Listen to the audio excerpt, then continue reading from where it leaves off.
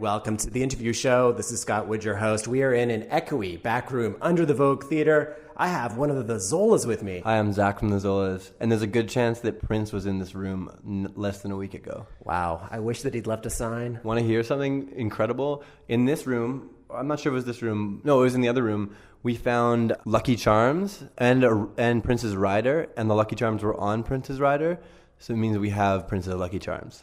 So what are you going to save those for? We're not going to save them. We're going to bring them on stage, and we're going to spread them. We're going to throw them like fairy dust into the audience.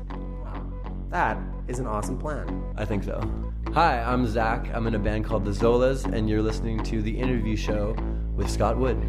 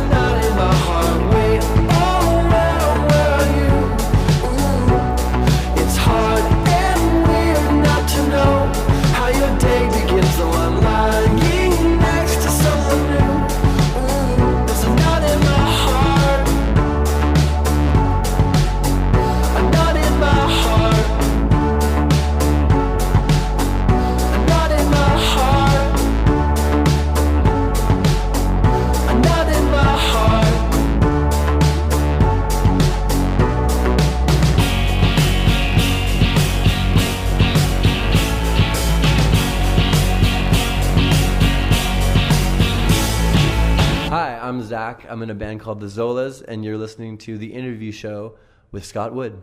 Welcome to The Interview Show. This is Scott Wood, your host. We open the show with Not in My Heart. That's by the Zolas off their second record, Ancient Mars. I've got Zach from the band here with me backstage in the Vogue Theater, deep down under the stage. I would love it if you could talk a bit about that track. Not in My Heart. The chorus of this song is like just a verbatim quote of this girl. At the end of a relationship, I was talking to my ex-girlfriend, and could we work together? And it was difficult. And I asked her like, how are things going?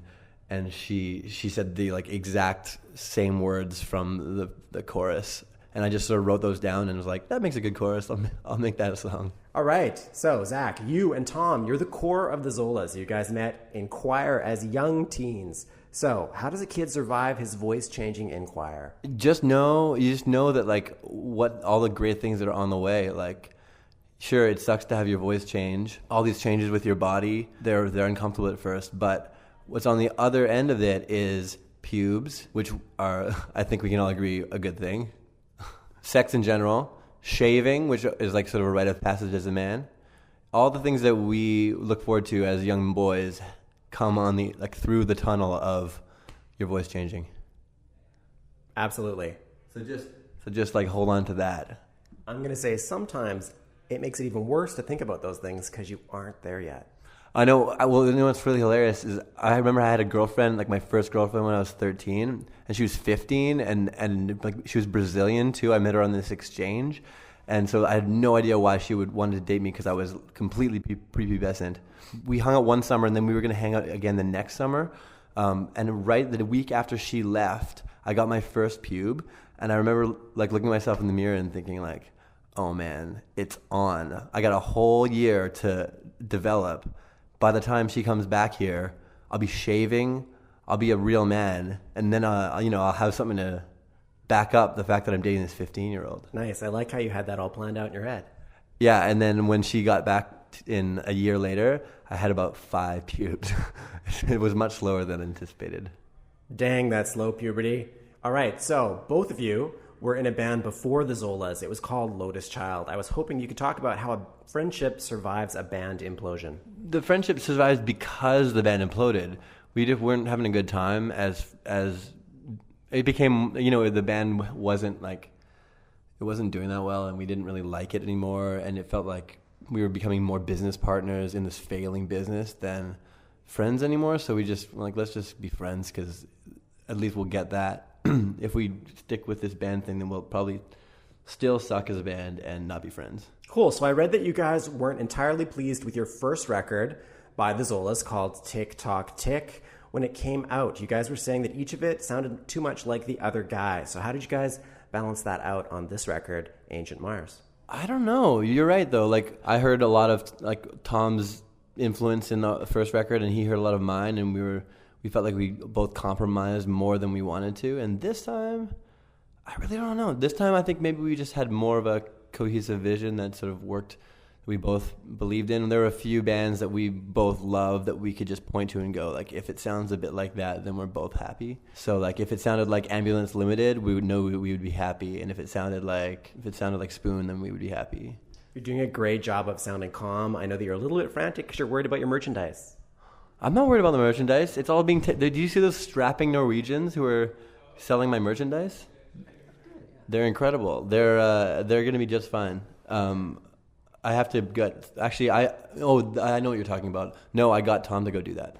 So everything's fine. So the new record, it's called Ancient Mars. What does the title mean to you? It sort of implies pulp adventure stories from the turn of the century. Yeah. I don't look at it that way at all, though. To me... Ancient Mars, well, you know how they used to, or scientists say that it looks like Mars was once, like it had lush vegetation and water and an atmosphere. Like fast forward 6 billion years, there's no evidence of that at all anymore, except for like a few sort of smooth rocks where a river might have been. And to me, it's just sort of, I just liked how that felt next to the kind of relationships that we have in our lives. We have these little periods, like the one summer where those 3 people were the most important things in your life, people in your life, and like they were everything optimistic and exciting in your world. And then fast forward, 2 years later, you run into one of them at a grocery store line, and there's like nothing between you anymore. It's a barren atmosphere. I don't know. I like the idea of Ancient Mars being like that beautiful place that you can't go back to once it's gone. Hi, I'm Zach. I'm in a band called the Zolas, and you're listening to The Interview Show with Scott Wood.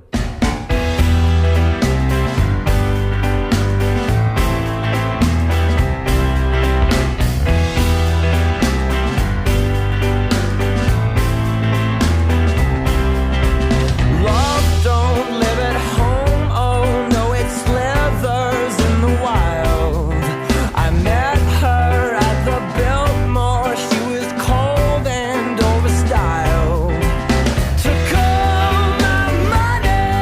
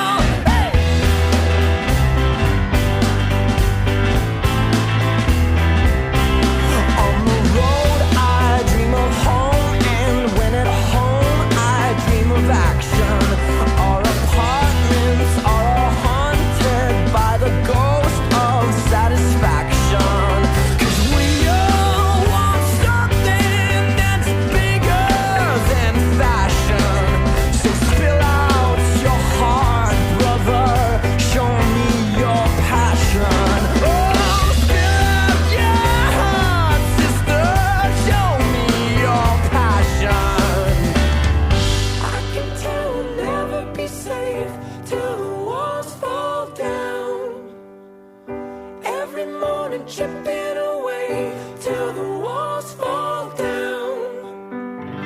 I can tell we'll never be safe till the walls fall down. Every morning, chipping away till the walls fall down. I can tell we'll never be safe till the walls fall down. Every morning, chipping away till the walls fall down.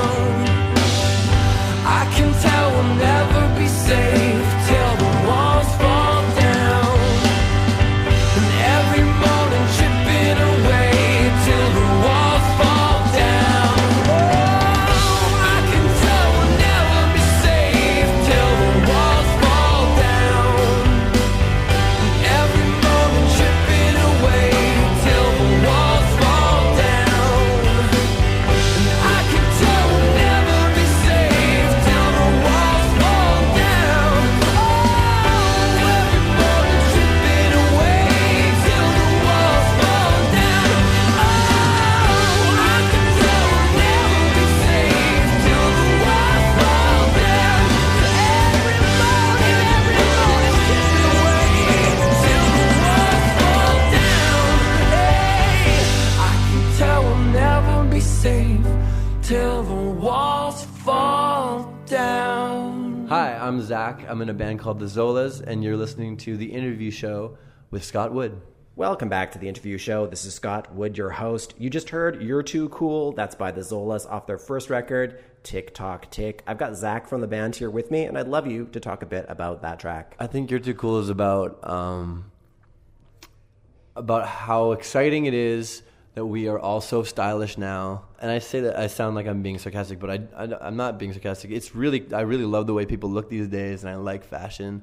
But what fashion really has been lately is sort of adopting little pieces of fashion that sort of were once associated with like real beliefs, you know, like a protest movement or I don't know. It's essentially like when you dress like something, you dress like a hippie or you dress like something. And I think like it's really great that we look so good, but I really wish that we would also sort of consolidate what we do believe in as a generation instead of just what we want to look like we believe in. Nice. That's a track off your first record. I was hoping I could get you to compare the songs on that record with the new songs and the styles, because you changed a little bit stylistically. Yeah, the first record I wanted it to sound like a Kinks record, like Lola versus Power Man, but for like the 21st century, and we utterly failed at doing that. But I really wanted it to sound like a band in a room, and when you're listening to it, you're listening to a band just like kicking the shit out of its songs. And in the new one, we didn't want that at all. We wanted it to sound like a completely different space. We wanted it to sound polished and produced and and atmospheric in a way where like you might want to listen to this while driving at night, or we were listening to a lot more headphone music. And so we wanted to make something that sounded a bit more like that. You've said that your record, Ancient Mars, sounds a lot like Grizzly Bear if they sold out. Now, in a minute, I'm going to ask you to explain this quote, but while you explain the quote, I'm going to play some Grizzly Bear behind you. So what track should I play and why? While You Wait for the Others, because that song just ruins me every time I hear it. It's just incredible. It's it makes me want to sort of spin gently and cry with a big smile on my face. Nice. Okay, so we're going to be listening to that, and I'd love you to explain your quote. Well, we like the aesthetic of Grizzly Bear, and it could have been just the same with like Animal Collective. Like we really liked how Animal Collective made like really ballsy choices. They still do with their sounds and with their like arrangements and stuff. But they're a real art band, you know, and we're a pop band. So we wanted to make things sound aesthetically as cool and unique as them, but in the context of pop songs. And I mean, I don't think that it ended up that way, really, but I thought it was a funny thing to say. And it's true. I mean, I would love to hear what Animal Collective I love to hear Animal Collective now, but in an alternate dimension, I would love to hear what they would do if they were like, okay, let's go sell out. Let's make like a top 40 record. That would be super interesting. No, I agree completely. I love the quote. That's why I pulled it out. So you said on this record that you were happy that you could finally have the choice to work with people who make better choices than you. Yeah. So I was hoping you could give me a concrete example. Yeah. Well, we were working with a producer named Chuck Brody on this album, and he was a guy who he produced this album called, can't remember what it's called, but it's by a band called Bare Hands. I heard it and immediately like really loved the decisions that he had made, and wanted to work with him, and we got a hold of him, and he was into it, and he did it. And knowing that he had made that record and also been in the room for tons of other like really, sessions that I really respected, I kind of just like I was able to just trust him. And also with our musicians, like we picked a drummer. Like I have my opinions of what drum beats should be, but we just picked a drummer who I think is is more tasteful than me, has better taste, and like if he likes something and I don't, then I can just go, okay, cerebrally I know that you're probably right. I was hoping for a more concrete example, like maybe talk about one choice in drum beat that your drummer made that you wouldn't have made. Oh yeah, totally. At the end of Observatory, he does this beat that has like the snare moves. I wanted like a classic 90s like Pixies style beat, like doom cat cat cat cat doom cat cat cat cat. And we tried that and it sounded great, but then he really wanted to do this different one, which I can't even really replicate with my mouth. And I didn't really like it at first, but he really liked it, and so did the other guys. They were into it too, and so I was just like, I don't need to micromanage this. I'm sure I will end up liking it, and it's way more unique than what I would have picked. Okay, so Zach, you once compared your lyric writing to controversial author James Fry. He's the author of a book called A Million Little Pieces. So first, I'd love you to briefly describe James Fry, and then I would love you to tell me the biggest lyrical lie you made on this record. Yeah, okay, well, I don't really... James Fry, he wrote that book about... it was a true story about him recovering, like hitting rock bottom with addiction, and then recovering and rehabilitating.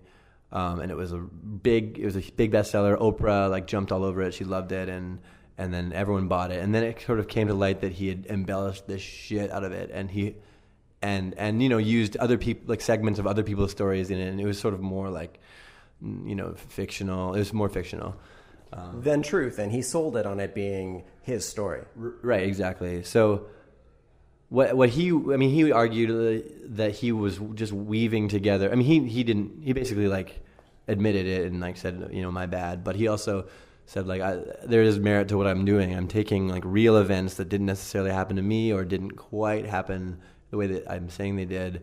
And I'm sort of sewing them together to make a story that sort of is hyper real, but gets to the point a little bit more effectively than if you were to be totally loyal to the facts.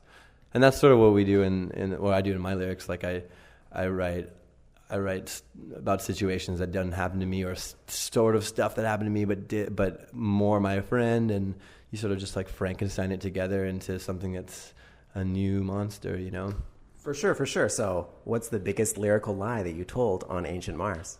Well, I'm telling you that I didn't lie.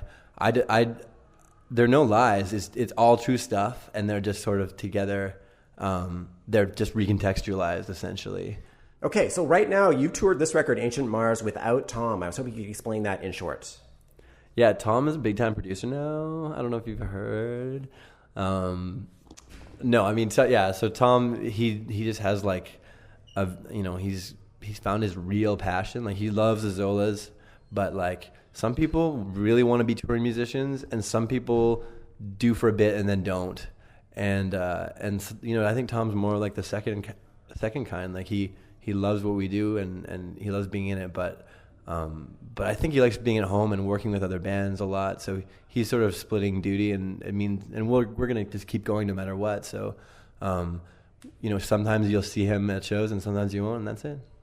So I was thinking about this a lot today, and I had to ask you, how do you think your relationship to the songs has changed now that you're performing them solo when you guys have written them together? I really like them the way that Tom and I played them. So we try to be as faithful to that as possible. I don't like, as soon as it's not like when the cat's away, the mouse shall play.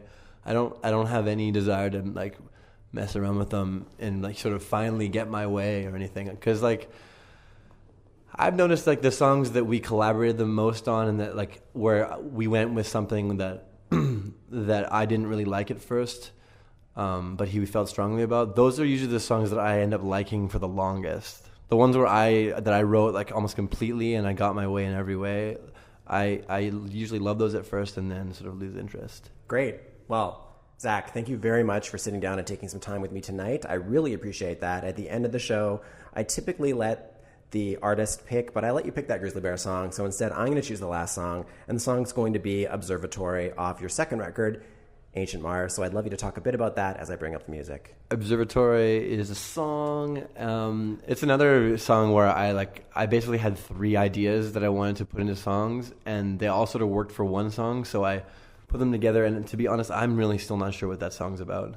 And maybe that's what makes it exciting for me. Like I still can't quite put it together. Nice. All right, so we're going to listen to Observatory by Zolas off their record, Ancient Mars. Zach, once again, thank you. It's been a pleasure. Hi, I'm Zach. I'm in a band called the Zolas, and you're listening to the interview show. And you're listening to the interview show with Scott Wood. I'd love it if you could do one more. Hi, I'm Zach. I'm in a band called the Zolas, and you're listening to the interview show with Scott Wood. We broken web, we're not allowed, and found a station from a dead underground, and there you kiss me as if goodbye on the dusty platform, like my train had arrived. Oh, we home with the grip of a sifter, and we smile with the teeth of a comb. We can't fake what we want to belong, but if we don't show our faces, we can't be wrong. So hands in the air, listen to me. This is a stick up at the observatory. We're gonna look at just what we wanna see. This is a stick up at the observatory. The blue within your skin is like an atlas of the sky. I wanna read your book, but I don't wanna break the spine.